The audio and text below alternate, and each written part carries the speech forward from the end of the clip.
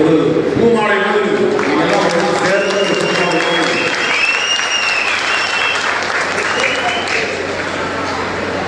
தனிநபர்களாக banner வச்சிருக்கோம். அதுதான் முதலீடு சொல்றோம். எவனாவது முதலீடு பேசுறதா என்ன பண்ணா மற்றவங்க தொடர்பு இருக்காது.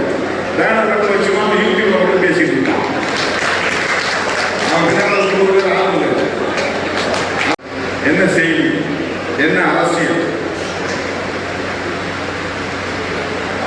ஒவ்வொரு நாளும் உங்களை நீங்க செழுமைப்படுத்துங்க, எம்பவர் பண்ணி சக்தியை வலிமைப்படுத்திக் கொள்ளுங்க. அதுதான் இப்படி கேதரிங். இந்த மாதிரி கூடுவது பேரு எம்பவரிங்காக தான் நம்ம கூடுறோம். நம்ம நாலேஜுக்கெல்லாம் நம்ம வளர்த்தணும். நிறைய குழப்பங்களை உருவாக்குவாங்க, திசை திருப்புவாங்க, திருப்புவாதத்தை பேசுவாங்க. இதெல்லாம் நமக்கு பெரிய பின்னடைவை ஏற்படும். நமக்கு ஒரு தெளிவு இருந்தால்தான் நாம் எடுத்த நிலைப்பாட்டில் உறுதியாக இருக்கும். நான் பேசி முடிக்கிறப்ப யாரும் உட்கார்ந்து எழுதுறது இது கட்டளை இல்லை, ஒரு டிசிப்ளின், ஒரு ஒழுங்கை கடைபிடிப்பதற்கான ஒரு வழிகாட்டு.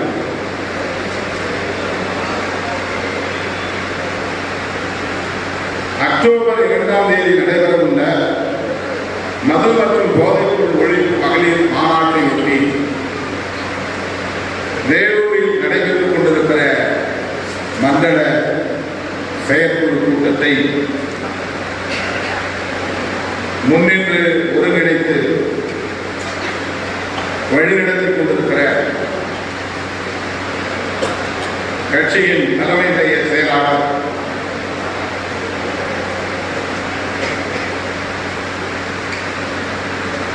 தகடூர் தமிழ்ச்செல்வன் அவர்களே, பாலசிங்கம் அவர்களே, அனைவரையும் வரவேற்று உரையாற்றி அமர்ந்திருக்கிற தலைமை நிலைய செயலாளர் இளஞ்சேகர் அவர்களே, அமைப்பு செயலாளர் நீல சந்திரகுமார் அவர்களே,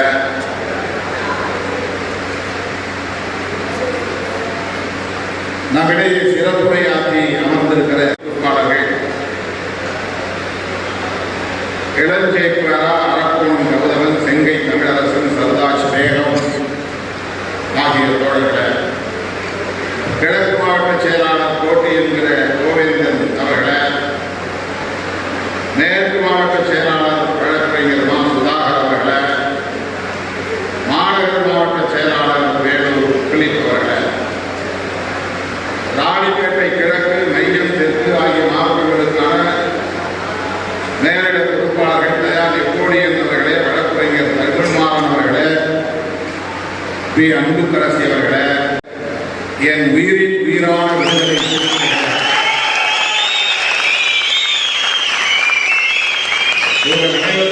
என்னுடைய பணிவான வணக்கத்தை தெரிவித்துக் கொள்கிறேன். எப்போ அடிக்குமோ உங்களுக்கு கிளியரா கேட்பாங்க. என்ன பேசினாலும் தெரியல அப்படின்னு சொல்லக்கூடாது.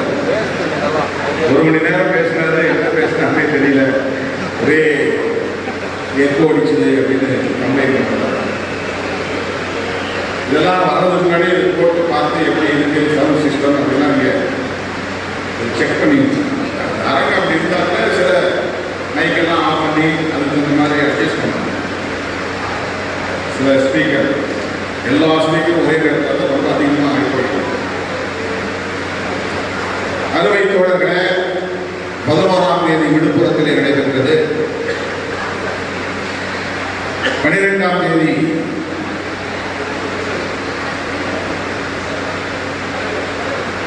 சென்னை மண்டலம் மறைமலை நகரிலே நடைபெற்றது. 13ஆம் தேதி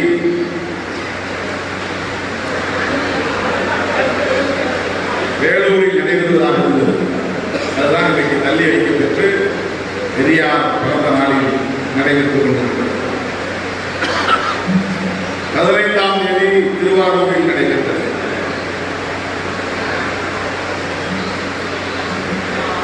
நாளை மேற்கு மண்டலங்களுக்கான கலந்தாய்வு கூட்டம் சேலத்தில் நடைபெற்றது. நாளை மறுநாள் திருச்சி மண்டலத்திற்கான கலந்தாய்வு கூட்டம் திருச்சிராப்பள்ளியில் நடைபெறுகிறது. 20ஆம் தேதி ஒட்டுமொத்த தென் மாவட்டங்களுக்கான தென் மண்டல கலந்தாய்வு கூட்டம் ஒரே இடத்தில் மதுரையில் நடைபெறுகிறது. இவையெல்லாம் நாம் நடத்திருக்கிற மகளிர் மாநாட்டுக்கான மண்டல வாரியான கலந்தாய்வு கூட்டம், முன்னேற்பாடுகளுக்கான கலந்தாய்வு கூட்டம். வெள்ளும் ஜனநாயக மாநாட்டுக்கு இப்படித்தான் தமிழ்நாடு முழுவதும் மண்டல வாரியாக உங்களை எல்லாம் தேடி வந்து நான் பார்த்தேன். தமிழக அரசியல் வரலாற்றில் அனைத்து தரப்பு மக்களின் கவனத்தை ஈர்க்கிற ஒரு மகத்தான மாநாடாக வெள்ளும் ஜனநாயக மாநாடு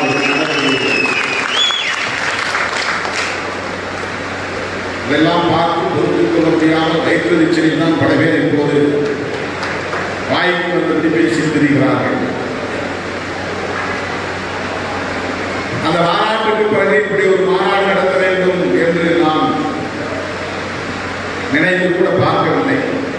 அப்படி எந்த திட்டமும் எனக்கு முன்முடிவாக இருந்ததில்லை. திடீரென்று திருமாவளவன் என்ற மது ஒழிப்பு மாநாடு நடத்துகிறார். இப்பதான் அவருக்கு தெரிஞ்சுதா? சரி பரவாயில்ல, ஆனால் ஒரு எல்கேஜி தான், நாங்களாம் பிஹெச்டி. ஆனால் நிஜமாவே நான் பிஹெச்டி முடிச்சிருக்கேன்.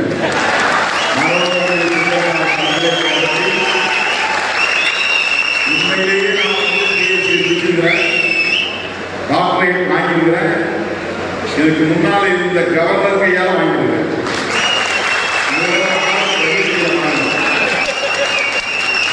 ரோஹித் சுந்தர் அவர் கையால் வாங்கினேன். மனோமணி சுந்தரனார் பல்கலைக்கழகம். பிஹெச்டி படித்தவங்கள எல்கேஜி சொல்லக்கூடிய அளவுக்கு தமிழ்நாடு அரசியல் இருக்கு. அவர்களுக்கு நான் சொல்ல விரும்புகிறேன், நீங்க நினைக்கிற மாதிரி நான் எல்கேஜி கூட இல்லை, ப்ரீகேஜி தான், அதுக்கு கீழே.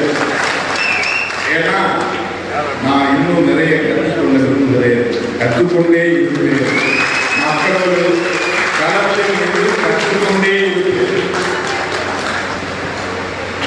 அவங்க நம்மை விமர்சிக்கிறார்கள் என்று எந்த வருத்தமும் எனக்கு இல்லை, வழியில் இல்லை.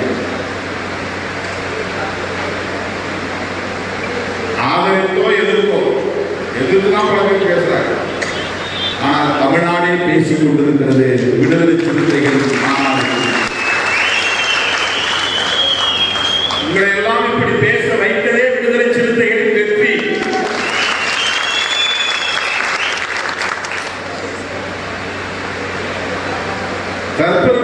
தற்பெருமைக்காக இதை நான் சொல்லுகிறேன். விடுதலை சிறுத்தைகள் எப்படி அரசியல் செய்கிறோம் என்பதை இயக்கத்தோழர்கள் புரிந்து கொள்ள வேண்டும் என்பதற்காக சொல்லுவேன்.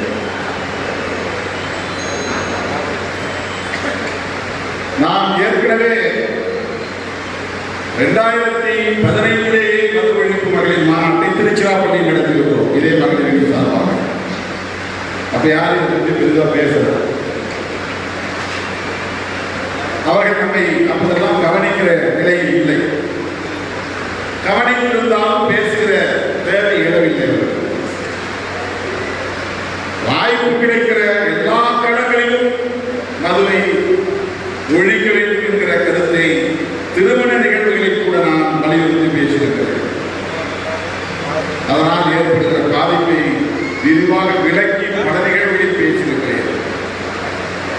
நுரையீரல் பாதிக்கப்பட்டால் மாற்று நுரையீரல் வைத்துவிட முடியும். இதயம் பாதிக்கப்பட்டால் கூட மாற்று இதயம் வைத்துவிட முடியும். சிறுநீரகம் பாதிக்கப்பட்டால் மாற்று சிறுநீரகம் வைத்துவிட முடியும். முழங்கால் மூட்டு போன்ற எலும்புகள் பாதிக்கப்பட்டால் மாற்று எலும்பு வைக்கப்பட்டுவிடும். மூளை பாதிக்கப்பட்டால் மாற்று மூளை வைக்க முடியாது. ஆல்கஹாலிக் அடிக்ஷன் என்பது மூளையை முதலில் பாதிக்க செய்யும். மனிதன் தன்னுடைய பர்சனாலிட்டியை இழந்து விடுவான். அதுக்கு பிறகு முடிவு பண்ண முடியாது. இதை நான் பல வேளைகளில் திருமண நிகழ்வுகளில் கூட பேசியிருக்கிறேன். எனவே நம்முடைய அரசியல் தொடக்க காலத்திலிருந்து மது ஒழிப்பையும் இணைத்தே பேசுகிற அரசியல் தான். அவர்கள் எப்போதும் இதை கவனிப்பதில்லை. இவர் பேசுறதெல்லாம் கவனிக்கணுமா? தள்ளிவிட்டு போயிருக்கு. ஊடகங்களில் பதிவுகள் இல்லை, பெருசா முக்கியத்துவம் தரமாட்டாங்க. இன்றைக்கு இது பேசப்படுகிறது என்றால் அதற்கு நாம் காரணம் இல்லை. அதுதான் முக்கியமானது. நம்மை பற்றி பேசுகிறார்கள், ஆனால் நம் மீது அவர்கள் உயர்ந்த மதிப்பை வைத்திருக்கிறார்கள் என்ற அடிப்படையிலே முக்கியத்துவம் தரவில்லை. எந்த காலத்தில் திருமண பத்திரிகைகளில் முதல் பக்க செய்தி தலைப்புச் செய்தி வந்திருக்கிறது. அவர்கள் இதையெல்லாம் தலைப்புச் செய்தியாக தொடர்ந்து 3 நாட்கள் போடுகிறார்கள் என்றால் அவருடைய அர்த்தம் என்ன புரிந்து கொள்ள வேண்டும். அவர்களுக்கு ஒரு எதிர்பார்ப்பு இருக்கிறது, ஒரு நோக்கம் இருக்கிறது, ஒரு செயல் திட்டம் இருக்கிறது, ஒரு சதி திட்டம் இருக்கிறது, நீண்ட கால வைச்சரிச்சல் இருக்கிறது. பெரியார் காலத்திலேயே பெரியார் இயக்கத்தை ஒழிக்க வேண்டும் என்று துடித்த போது அண்ணா தோன்றுவார், இப்படி ஒரு அரசியல் இயக்கம் உருவாக்குவார் என்று உங்களுக்கு தெரியாது. அண்ணா தோன்றி இப்படி ஒரு கட்சியை உருவாக்கியது அவர்களால் தாங்கிக் கொள்ள முடியவில்லை. பெரியாருக்கு வயசாச்சுன்னா அவர் செல்லு போனார்னா அதுக்கப்புறம் அந்த பேசுறதுக்கு ஆள் இருக்காது நினைச்சாங்க. 1973 டிசம்பர் 24 பெரியார் இறந்து போனார், காலமானார். அப்பாடா கடவுளை இல்லை என்று சொன்னவர் காலியாகிவிட்டார் என்று பலர் பெருமூச்சு விட்டார்கள். கடவுளே கடவுளே என்றெல்லாம் 30 வயதில் போய்விட்டார். கடவுள் இல்லை என்று சொன்னவர் 94 வயது வரை வாழ்ந்தார். கடவுள் பெரியார் பக்கத்தான் இருந்திருக்கிறார். என்று சொல்வதுதான் சரியான ஆள். நீ வாழ்க 94 வயது என்று வாழ வைத்திருக்கிறார்.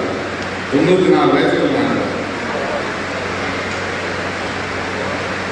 அதோடு முடிந்து போகும் என்று எண்ணிருந்த அவர்களுக்கு பேரிடியாக அவர் உயிரோடு இருக்கிற போதே உருவான இயக்கம், அவர் மறைந்த பிறகு அப்போதே உருவாக்கிவிட்டது திமுக. 1949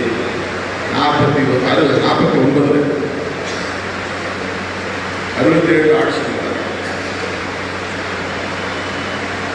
அண்ணா காலமான பிறகு அவ்வளவுதான், இந்த கட்சி உடைஞ்சிரும், சிதறி போயிடும், இனி இந்த கருத்து பேசுறது யாரும் இருக்க மாட்டாங்க அப்படின்னு நினைச்சாங்க. கலைஞர் ஒரு கடுமையான விமர்சனங்களை செய்தார்கள் தமிழ்நாட்டில். பெண்களை இழிவுபடுத்த முடியுமோ அப்படியெல்லாம் இழிவுபடுத்தினார்கள். இந்தியாவில் யாருமே ஊழல் செய்யவில்லை, கருணாநிதி மட்டும்தான் ஊழல் செய்தார் என்றெல்லாம் இழிவுபடுத்தினார்கள்.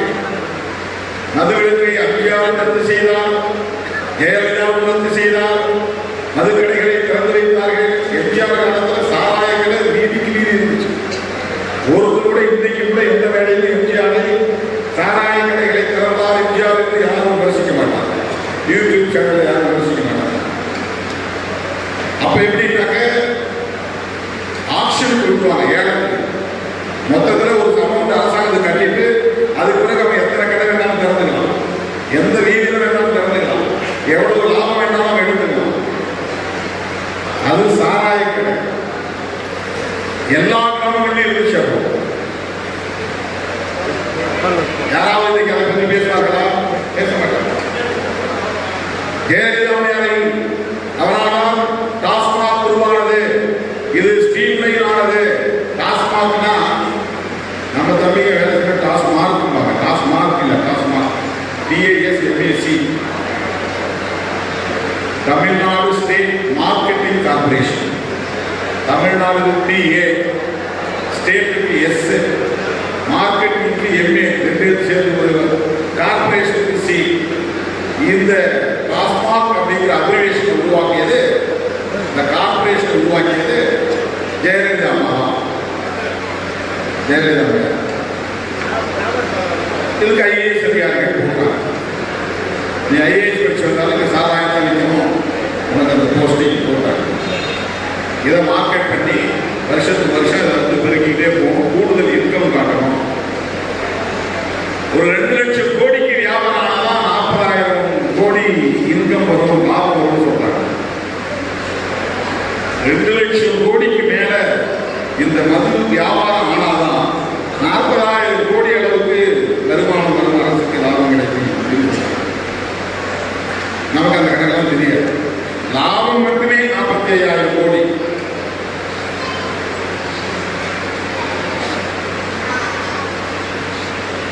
ஒரு பொருளை விற்பனை பண்றோம், கடையில் போய் காய்கறி வாங்கிட்டு வரோம், ஒரு 500 ரூபாய்க்கு காய்கறி வாங்கிட்டு வரோம், எல்லாத்தையும் நம்ம வித்துறோம். வித்ததுக்கு பிறகு நமக்கு கணக்கு பண்ணிப்பாங்க, அசலை கழிச்சுட்டு மிச்சம் வந்து லாபம். 500 ரூபாய் காய்கறி வாங்கணும், நான் வந்து 625 ரூபாய்க்கு வித்துருவோம், 125 ரூபாய் லாபம் கிடைச்சு. அப்படின்னா 625 ரூபாய்க்கு அவங்க வித்துருக்காங்க. அந்த மாதிரி சாராயம் அல்லது இந்த மது அந்த 125 ரூபாய் மிச்சம் அவங்களுக்கு கிடைக்கிற லாபம் 45,000 கோடி. 500 ரூபாய் முதலீட்டுல 125 ரூபாய் லாபம் கிடைக்குது. உதாரணத்துக்கு சொன்னேன். இந்த மாதிரி அவர்கள் 2,00,000 ரூபாய்க்கு மேல் வியாபாரம் நடந்திருந்தால்தான், 2,00,000 கோடி ரூபாய்க்கு மேல் வியாபாரம் நடந்திருந்தால்தான் 45,000 கோடி லாபம் கிடைக்கும். அவ்வளவு தண்ணி மனுஷன் வைத்து ஒரு விஷயம். எத்தனை லிட்டர் மது, லட்சக்கணக்கான லிட்டர் மது மனிதர்களின் உடலுக்குள்ளே போய் வருகிறது. இதை ஸ்ட்ரீம்லைன் செய்தது, முறைப்படுத்தியது, நெறிப்படுத்தியது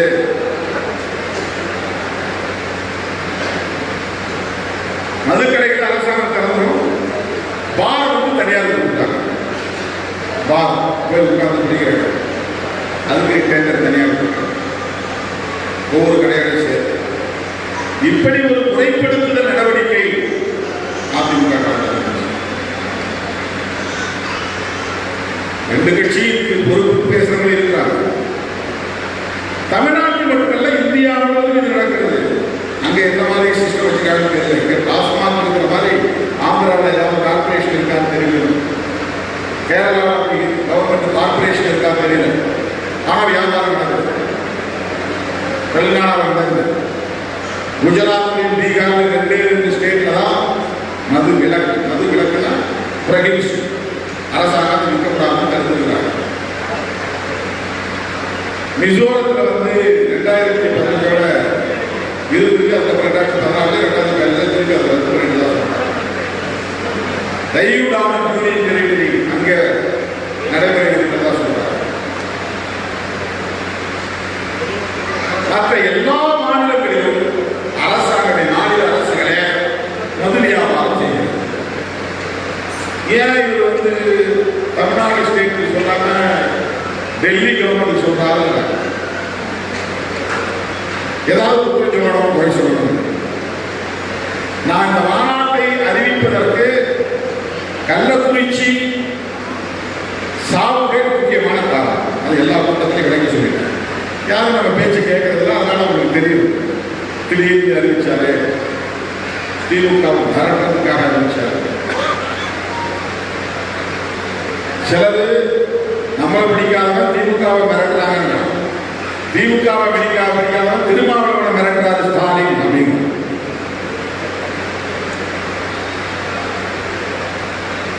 சில பேர் திருமாவளவன் சரண்டர், சில பேர் முதலமைச்சர் திருமாவளவன் அமைச்சர் டிராப்ல மாட்டிக்கிட்டாரு. இது எது உண்மை? இறங்கி வந்தது யார்? இதெல்லாம் விவாதங்கள்.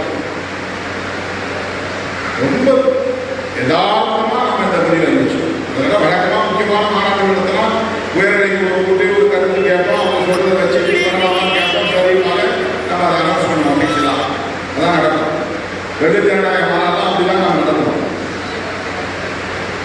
முதல்ல பொதுச் செயலாளர்களோட ஒரு கலந்தாய்வு பண்ணுவோம், தொலைபேசியாக பேசிக்குவோம். அதுக்கு பிறகு உயர்நிலைக்கு கூட்டலாமா கூட்டலாம். ஏன் உயர்நிலைக்கு கூட்டா எல்லாரும் தமிழ்நாட்டுக்கு மையத்துக்கு கூட்டி அவங்களெல்லாம் வரவழைச்சு உட்கார்ந்து மணிகளுக்கு பேசுறது பதிலாக தலைமை நிலைய பொறுப்பாளர்கள், துணை பொதுச் செயலாளர்கள், அமைப்பு செயலாளர்கள், இந்த மாதிரி முக்கிய ஸ்டேட் லெவல் ஆஃபீஸ் பேரர்ஸ் எல்லாத்தையும் வர சொல்லி உட்கார வச்சு பேசுவோம். இந்த மாநாட்டை பொறுத்தவரையில நான் அறிவிச்ச பிறகுதான் தெரியும். இது களத்திலிருந்து மக்களின் கட்டளையில் இருந்து அறிவிக்கப்பட்ட ஒன்று. 2 நாள் கழிச்சு தான் அவன் கள்ளக்குறிச்சிக்கு போனேன். மற்ற நாள் போயிட்டு உடனே சில பேர் எழுத ஆரம்பிச்சுட்டான். செத்தவரெல்லாம் எஸ்சி எங்க திருமாவளவன் காரணம். எஸ்சி பாதிக்கப்பட்டா திருமாவளவன் தான் பேசுவாங்க, வேற யாரும் பேசக்கூடாது. எதிர்கட்சியும் பேசக்கூடாது, வேற யாரும் பொறுப்பு இல்லை. அதுல அவங்க நோக்கம் என்னன்னா, இவரு எஸ்சி லீடர் அபிப்பிராயம் எஸ்சி மக்கள் எக்ஸ்போஸ் பண்ணணும். பாருங்க, உங்க ஆளு நீங்க சொல்றீங்க, உங்க தலைவர் சொல்றீங்க, அவருக்கு வந்தாரா பாரு அப்படின்னு சொல்லி நம்ம கொடுக்குறாங்க. எல்லாருக்கும் பொறுப்பு தானே, கட்சிகள் அத்தனை பேருக்கு பொறுப்பு தானே. நீ யாரா பேசுறேன் யாரும் கேட்கலாம். வேங்க வயதுக்கு என்ன பேசினா இருப்போம், வேங்க வயதுக்கு எடப்பாடி பழனிசாமி என்ன பேசினாலும் யாரும் கேட்கறது. எத்தனையோ அரசியல் கட்சிகளுக்கு 7 பத்தி நீங்க எல்லாம் பேசுறீங்களா, வேங்க இல்லை, குடிக்கிற தண்ணி இல்லை, மனித கழிவை கலந்துருக்கிறாங்க, இதை பத்தி உங்க கட்சியில் ஏதாவது தீர்மானம் போட்டீங்களா, ஆர்ப்பாட்டம் பண்ணீங்களா, முதலமைச்சருக்கு ஏதாவது அழுத்தம் கொடுத்தீங்களா, காவல்துறைக்கு ஏதாவது வேண்டுகோள் வைத்தீங்களா, யாரும் கேட்க கிடையாது. ஏன்னா அது குடியிருப்பு தலித்துக்கு குடியிருப்பான், குடிக்கிற தண்ணி தொட்டி தலித்துக்கு குடிக்கிற தண்ணி தொட்டியா, அதுல திருமாவளவன் மட்டும் பேசுவோம். இவர்கள் எப்படிப்பட்ட ஒரு தரம் குறைந்த பார்வை கொண்டிருக்கிறார்கள் என்பதை இதிலிருந்து புரிந்து கொள்ள வேண்டும். கள்ளக்குறிச்சி நான் உடனே போகல, 2 நாள் கழிச்சு தான் போனேன். 2 நாளா 3 நாள் ஆச்சு நான் போகிறது. ஏற்கனவே போன்ற நிகழ்ச்சி மக்கள்லாம் போனாங்க, நின்றாங்க, ஒரு 1/2 மணி நேரம் பார்த்து வெளியே வந்துட்டாங்க. பேட்டி கொடுத்தாங்க. இதுக்கு திமுக அரசு தான் காரணம், முதலமைச்சர் இருக்கணும், இங்க இருக்கிற திமுக எம்எல்ஏ இதுக்கு பின்னால் இருக்கிறாரு, இங்க இருக்கிற திமுக எம்பி இதுக்கு காரணம், இந்த சாராய விற்கிறவங்களுக்கு இவங்க எல்லாம் போலீஸ்லாம் வந்து கப்ப கட்டினாங்க, போலீஸ்லாம் காரணம், கலெக்டர் கொடுத்துங்க, இப்படி பேசிட்டு இருந்தாங்க. நான் கூட ஒவ்வொரு வீட்டுக்கும் அப்படி போய் தெரிஞ்சு 4 பேர் பார்த்து 2 நாள் பகல், 2 நாள், 1 நாள் இறந்து 69 குடும்பங்களை சார்ந்தவர்களையும் ஒரே ஊரில், தர்காவரம் மட்டும் இல்லை, அது பக்கத்தில் பல கிராமம், சேஷசமுத்திரம், மாதவச்சேரி, மாடூர், இந்த மாதிரி பல கிராமம் பேமெண்ட் வச்சுருக்காங்க. ஒரு 5-6 கிராமம். எஸ்சி மக்கள் மட்டும் கிடையாது, யாரும் பேச முடியாது, யாரை கேட்டாலும் எஸ்சி மக்கள் தான். பழங்குடி மக்கள் செஞ்சிருக்காங்க. இருவர் வன்னிய சமூகத்தை சார்ந்த உழைக்கிற மக்களும் அதை பணியாக இருக்கிறார். மாதவச்சேரியே என்ன பண்ணுறது, அந்த ஊருக்குள்ள வன்னிய தெருவுக்குள்ளேயே சாலை கருணாபுரம் இருக்கிற மாதிரி ஒரு பாமக தம்பி, அவர் நான் மாமாக்காக அறிவுப்படுத்திட்டாரு. ஆனா இந்த ஊர்ல இருந்து இந்த ஆள் இந்த நபர்கள் தான் நிற்கிறான், போலீஸ் கட்டுறதே இல்லை, இதெல்லாம் இந்த ஊருக்கு கொஞ்சம் பாழாகிட்டு நாங்கள் எவ்வளவோ எதிர்ப்பு தெரிவிச்சோம் அப்படின்னு எனக்கு சொல்லிட்டு வெளியில் போது என் கூடவே இருந்தாங்க தம்பி.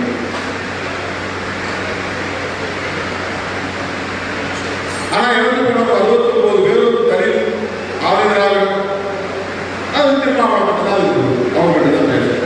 இப்படி ஒரு அரசியல் பார்வைக்கு தரம் குறைந்த ஒரு அணுகுமுறை. 2-3 நாள் கூட இருந்து இந்த மக்களை பார்த்தபோது முதல்ல நான் போய் சந்தித்த வீடு ஒரு முஸ்லீம் வீடு. முஸ்லீம் முதல் வீடு. அவங்க சொன்ன முதல் கோரிக்கையே டாஸ்மாக் கடையில் கூட சொல்லுங்க, கள்ளச்சாராயம் வேற, டாஸ்மாக் சாராயம் வேற.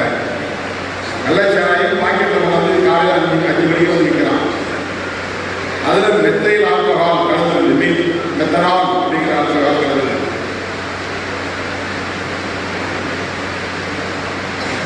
அவங்க அதை வந்து சொல்லல, அரசாங்க நடத்துல டாஸ்மாக் கடையை கூட சொன்னாங்க. இதுதான் மக்கள் கருத்து. அரசியல் தான் கள்ளச்சாராயத்தை பற்றி பேசிட்டு இருக்காங்க, மக்கள் வந்து டாஸ்மாக் கடையை கூட சொல்றாங்க. அந்த மாதிரி நான் பார்த்து மறுபடியும் கேட்டேன், எங்க வாங்க டாஸ்மாக் கடை இருக்கா, அதுக்கு இதுக்கு என்ன சம்பந்தம், இது இருக்கிறதா சாமி எல்லாம் போறாங்க, பழக்கமாகறா, ஒரு கலாச்சாரமா மாறுது. கடைசியில் கொடுத்து வாங்க முடியாதப்ப இங்க போறாங்க. அடிக்ஷன், ஆங்கிலத்தில் அடிக்ஷன்னா அவனுடைய மூளை வந்து 24 மணி நேரமும் அதை தேடுற மாதிரி ஆகும். அது இருந்தாதான் அவனால வந்து நார்மலா இருக்க முடியும். அந்த நிலை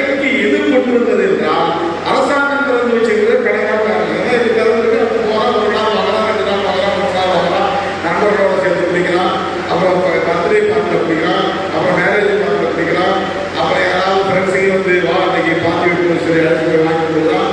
இது பழகி பழகி பழகி அந்த கிரேவி ஒரு தேடுதல் வேட்கை.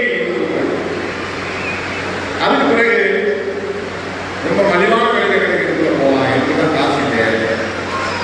இப்போ ஒரு பாட்டில் பீர் வாங்கினா 125 ரூபா 125 ரூபா கொடுத்து வாங்க முடியாது. 200 ரூபா 200 ரூபா கொடுத்து வாங்க முடியாது. 200 ரூபா வாங்க முடியாது. 60 ரூபாய்க்கு கிடைக்குது ஒரு பாக்கெட். அதே 150 மில்லி 200 மில்லி அதை விட கூடுதலான போதை கிடைக்குது. இப்போ அதை நோக்கி போகலாம். அரசாங்க கடையினால் ஏற்பட்ட பழக்கம் இது குற்றமில்லை என்கிற பொது உணர்வை வளர்த்திருக்கிறது. சிந்தனை சிக்கல் பேசினார். ஒரு காலத்தில் வந்து சாராயம் குடிச்சா அது குற்ற உணர்வு தரும். ஐயோ நம்ம சாராயம் நம்ம எல்லாம் பார்க்கலாம் முடியுமா அது பதுக்குவான். நானும் அதே ஆனால் இன்னைக்கு அது எல்லாருக்குமான ஒரு கலாச்சாரம் மாறி பொது உளவிலே அது தவறில்லை என்கிற உளவிலாக மாறிவிடும். ஏன் அரசாங்கத்தை லீகலா அதை வியாபாரம் செய்கிறது, சட்டப்பூர்வமாக அதை வியாபாரம் செய்கிறது. கில்டி கான்சியஸ் எப்படி வரும்? குற்ற உணர்வு எப்படி வரும்? பொது உணர்விலே மாறி போயிருக்கிறது. அப்பா குடிச்சா மகன் குடிக்கலாம், மகனையும் போய் வாங்கிட்டு சொல்லி அப்பா காசு கொடுத்துக்கலாம். கணவன் குடித்தா மனைவி குடிக்கணும். ஒரு வீட்டுக்கு போறோம், ஒரு பெரியவர் அவர் பழப்படி சம்பளத்தை சார்ந்தவர். நானும் 5 மணிக்கு எழுச்சி போகும்போது எனக்கு எங்க போறான்னு தோணுச்சு. நான் பின்னாலே போனேன். பாக்கெட் வாங்கிட்டேன். அந்த நேரம் கேட்டு வந்துட்டு குடிச்சுட்டு அவங்க வேலையை கேட்டான். அப்புறம் பார்த்தா இந்த மாதிரி செய்தி. மனைவி எப்படி இந்த பழக்கத்திற்கு ஆனால் என்று கேட்கிற போது அவரால் வந்து சொல்ல முடியவில்லை. அவரும் குடிப்பழக்கத்திற்கு ஆளாகிவிட்டார். குடும்ப உறவுகளுக்கிடையே இதுவே ஒரு கலாச்சாரமாக மாறி போயிருக்கிறது. மகன் பிள்ளைங்க இருக்கிறதுனாலே காட்டை ஓபன் பண்ணி தண்ணி ஊற்றி சோடா ஊற்றி கலந்து பிள்ளைகள் தப்பா போயிடுவாங்களோ, அவங்க பழக்கம் கெட்ட பழக்கத்துக்கு ஆளாகிடுவாங்களோ அப்படிங்கிற குற்றவுணர்வு இல்லை. இந்த காமன் கான்சியஸ், இந்த காமன் சைக்காலஜி அரசாங்கம் திறந்து வைத்திருக்கிற மதுக்கடைகளால் உருவானதுதான் பொது உளவியல். அதனால்தான் மக்களிடமிருந்து எழுந்த கோரிக்கை, ஒரு இஸ்லாமிய குடும்பத்தை சார்ந்த பெண்மணி சொன்ன முதல் கோரிக்கை, நம்ம இந்த காஸ்மா கடைகளை போட சொல்லுங்க. நிறைய குடும்பம் பாதுகாக்கப்படுது, பெண்கள் பாதுகாக்கப்படுவாங்க. அது பிறகு 2 நாள்ல 10-15 இடங்களிலான பெண்கள் அரசு மதுபான கடைகளை முன்வைத்து கள்ளச்சாராயம் காரணம், இதுக்கு பின்னால போலீஸ் இருக்கு, இதுக்கு பின்னால அரசியல்வாதி இருக்கு. மக்கள் எந்த குரலும் வரல, உண்மையே வரல. யாரும் சொல்லல, மக்கள் சொல்லல, அரசியல்வாதிகள் சொல்றாங்க. மக்களுக்கு வந்த கோரிக்கை ஆஸ்மா கடைகளை போடுது. அப்பதான் நான் சொல்றேன், பிரஸ்ல நாங்கள் இதை கண்டித்து ஆர்ப்பாட்டம் நடத்துகிறோம். ஆர்ப்பாட்டம் வச்சு சென்னையில் இந்த ஆர்ப்பாட்டத்தை நடத்துவது என்பது குறித்து நான் முன்னாடி தோழர்கள் யாரிடத்திலும் கலந்து பேசவில்லை. மக்களின் உணர்வுகளோடு தொடர்புடைய ஒரு நிலைப்பாடாக அது மாறியது, முடிவாக மாறியது. அந்த ஆர்ப்பாட்டத்தில் தோழர்கள் எல்லோரும் உட்கார்ந்திருக்கும் போது இப்படி எக்ஸ்ட்ரா பேசுறாங்க. எக்ஸ்ட்ரா பேசுறதுனா குறிப்பா கிடைக்கு வரதில்லை. இதைதான் பேசணும், இதை பேசணும், இப்படி பேசணும், கவர்ச்சியா பேசணும், ஆவேசமா பேசணும், சைகை காட்டு பேசணும் அப்படின்னு மனசுல பட்டத்தை பேசுறது, உணர்வுகளை வெளிப்படுத்துறது எக்ஸ்ட்ரா ஸ்பீச். பெரிய ப்ரிப்பரேஷன் கிடையாது.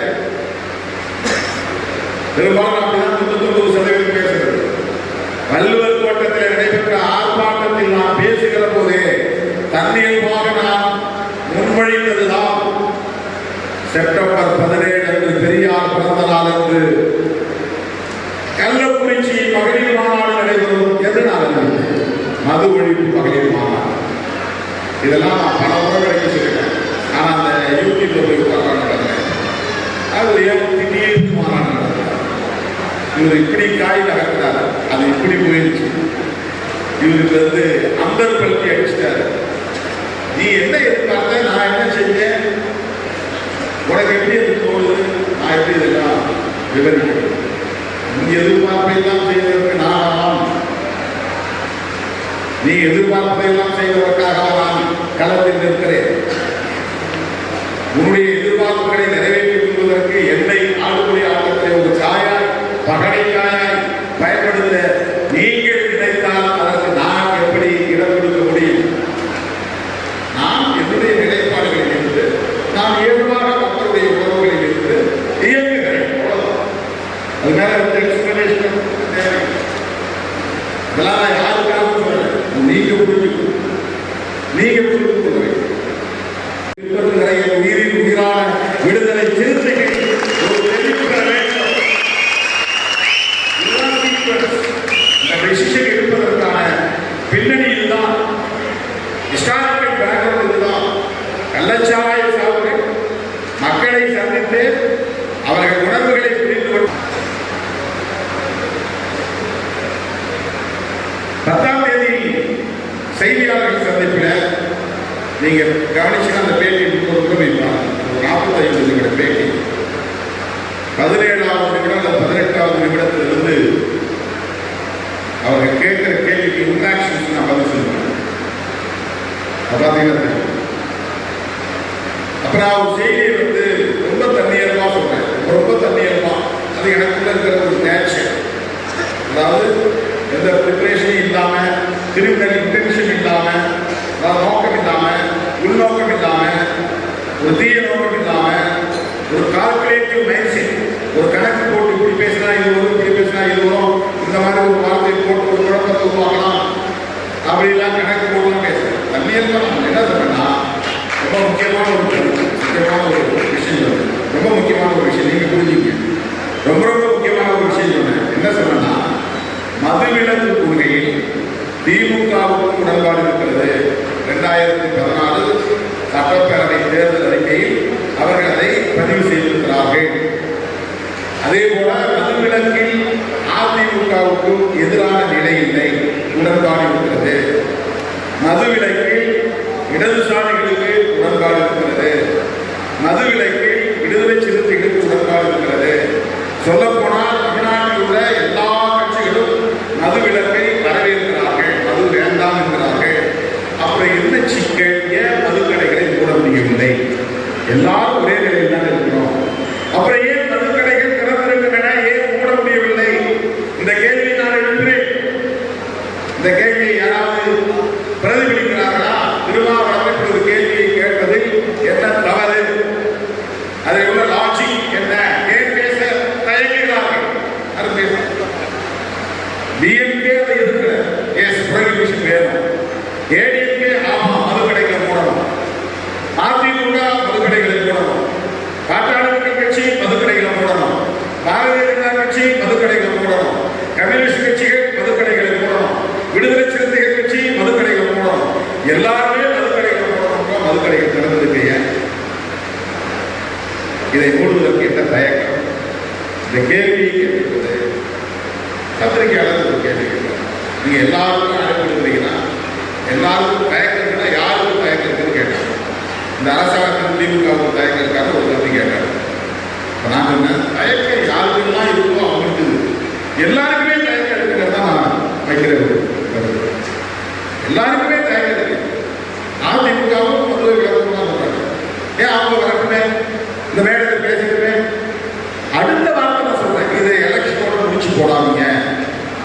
எல்லோரும் ஒரே இடத்தில் இருந்து இந்த குரலை உயர்த்த வேண்டிய தேவை இருக்கிறது. எல்லோரும் ஒருங்கிணைந்து ஒரே இடத்தில் நின்று இதை எதிர்த்து குரல் கொடுப்பதற்கான தேவை இருக்கிறது.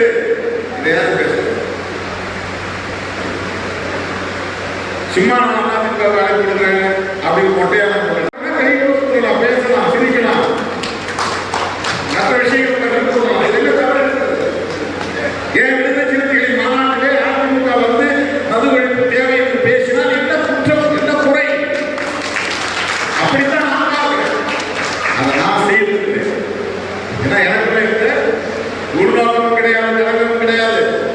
2009 மிகப்பெரிய அளவில் இளங்குறை நடந்த நேரத்தில் எல்லா கட்சிகளிலும் போனான். தோழமை கட்சியில் கலைஞருக்கு போனோம், மருத்துவர் ராமதாசுக்கு போனோம், மற்ற கட்சிகளுக்கு போனோம். எல்லாரும் போய் கேட்டு பார்த்து வாழ்க்கையில் கொடுத்து வெறுத்து கடைசியா நான் முடிவெடுத்தேன், தம்பி நான் மட்டும் போய் சாப்பிட உண்ணாவிரதத்துக்கு போறேன். எனக்கு என்ன குடும்பமா இல்லையா குட்டியா, நான் திலீபனை போல சொட்டு நீர் அருந்தாமல் உயிர் துறக்கப் போகிறேன். இந்த யுத்தத்தை நிறுத்தச் சொல்லி என்று ஒரு சில தம்பிகளுக்கு மட்டும் சொல்லிட்டு யாருக்கு நான் கருத்து கேட்கல, யாருக்கு நான் தகவல் சிந்தனை செல்வருக்கு நான் சொல்லலை, அதிகமாகட்டி நான் சொல்லலை, யாருக்கும் சொல்லலை. எனக்கு கூட இருந்த ஒரு சில தம்பிகளை மட்டும்தான் கன்னியரசு ஒரு சில அவாக்கு இடத்தை போறேன். அங்க போய் சர்ச்சில் கேட்கிறேன், இங்க போய் ஸ்கூல்ல கேட்கிறேன், அங்க போய் இடத்துல கேட்கிறேன். நம்ம அசோக் மேடம் கிட்ட ஒரு இடம் இருந்துச்சுனாங்க, அந்த இடம் யாரும் கேட்டேன். அப்ப சொன்னாங்க இது இயக்குனர் சந்திரசேகருடைய இடம், தளபதி விஜய் அப்பா, அவர்கிட்ட கேட்டு பார்க்கலாம், ட்ரை பண்ணி பார்த்தோம். அப்பெல்லாம் கிளம்பு கிடையாது, எந்த இடத்துல கிடைக்கல.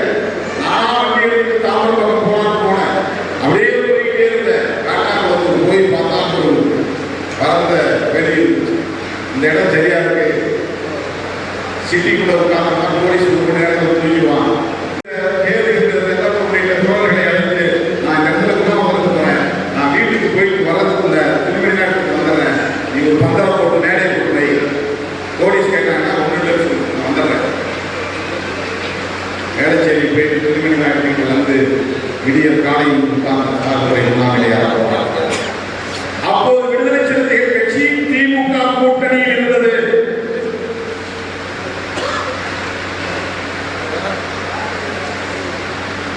இந்த போராட்டம் திமுக அரசுக்கு எதிரான போராட்டம் என்று காவல்துறையினரால் அறிக்கை தரப்பட்டது.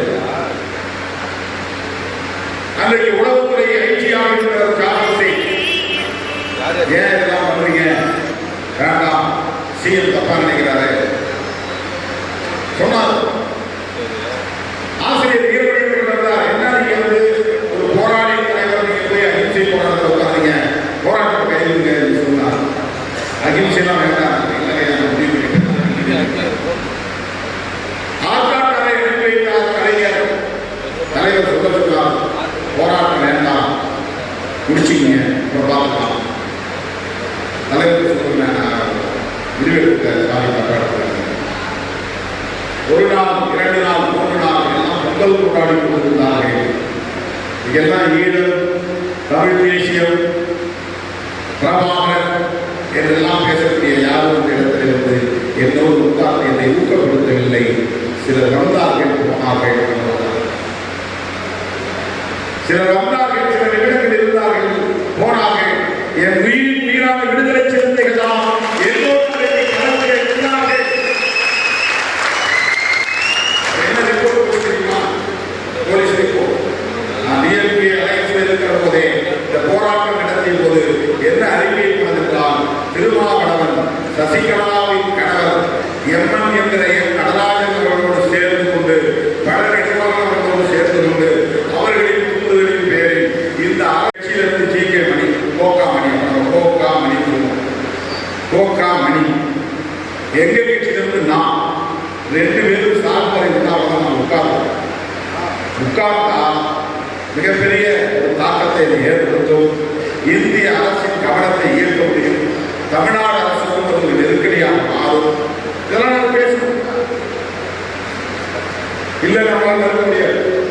நீண்ட நேரம் பேச்சுக்கு பிறகு சரின்னு சொல்லிட்டார், அதெல்லாம் நம்ம மறுக்க முடியாது. ஒரு 1/2 மணி நேரம் 3/4 மணி நேரம் பேசணும், சரின்னு சொல்லிட்டேன். அந்த நேரம் பார்த்து உள்ள கோகாமணி நுழையிறாங்க. நாங்கள் வெளியே போகிறோம், மறைந்த காடு வெட்டி கொடுத்து உள்ள நுழையிறேன். நாங்கள் போயிட்டு பிறகு கொஞ்ச நேரம் கழிச்சு அவர் ஃபோன் பண்ணி, நான் வேலை செய்து இருக்கிறேன் தம்பி, ஐயா சொல்லுங்க, வேண்டாம், நீங்கள் சொன்ன மாதிரிலாம் வேண்டாம், நீ 2 பேரும் உட்கார்ந்தாலும் சரியாக வராது, நீங்கள் ஒரு செய்யுங்க, போய் கலைஞரை பார்த்து அவரை உண்ணாவிரதம் சொல்லுங்க, ஒரு நாள் உட்கார்ந்தா போடுங்க. அதுக்கு பிறகு நான் போய் கலைஞரை பார்த்து 4 வரைக்கும் மாதிரி யாரை வச்சு பார்த்தோம்னா கலைஞரை பார்க்கல, பேராசிரியர் நாகநாதன் போய் பார்த்தோம். 2.5 மணி நேரம் பேசிட்டு அவர் சொன்னாரு, முடிஞ்சா நான் சொல்றேன், அதை என்னால் சொல்ல முடியாது. நாளைக்கு வாக்கிங் போகும்போது அவர் மூடு எப்படி பார்த்து நான் சொல்றேன். நீங்க வந்தீங்க சொன்னீங்க நான் சொல்றேன். சரி, இது வந்து நமக்கு எடுக்கூடாது, ஒன்றும் நடக்காது, நான் போயிட்டு போறேன், எனக்கு என்ன ஒண்டி கட்டேன், எங்க அம்மா வந்து நான் கவலைப்பட்டேன், கவலைப்பட்டேன், சரி பிரச்சனை இல்லை அப்படின்னு நான் புரிஞ்சுக்கிட்டு அதற்கு பிறகு மருத்துவர் ராமதாஸ் வந்து ஒரு ப்ராமிஸ் பண்ணி உங்க உடம்பு வீணாக